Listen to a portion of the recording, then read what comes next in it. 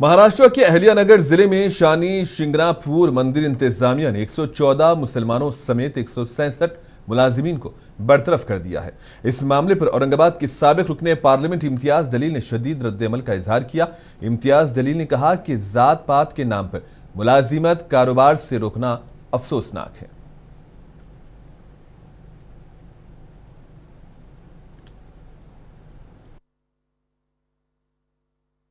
जो मैटर है वो एक बात समझ लें, इस देश की हकीकत ये है कि आप अजमेर शरीफ की दरगाह चले जाइए या मुंबई में हाजी अली की दरगाह पे चले जाइए,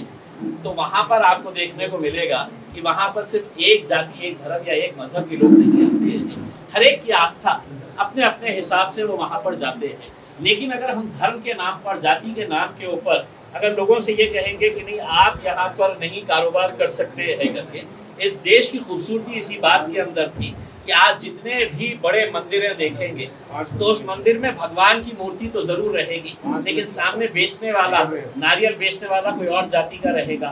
फूल चढ़ाने वाला, जो फूल का कारोबार करने वाला है वो किसी और जाति का रहेगा करके। ये हमारे देश की पहचान, हमारे देश की तहजीब और हमारी संस्कृति थी। लेकिन अब जिस तरीके का माहौल तैयार इस मुल्क के अंदर और ख़ास तौर से भारतीय जनता पार्टी सत्ता में आने के बाद ये जो समाज के बीच में दरारें और दीवारें पैदा करने का काम कर रही है, उसी का नतीजा है कि ये शानी शिंगणापुर के अंदर किया गया है। हम इसकी निंदा करते हैं और वहाँ के जो भी मैनेजमेंट है उनसे अनुरोध करते हैं कि ये तहजीब को आप खत्म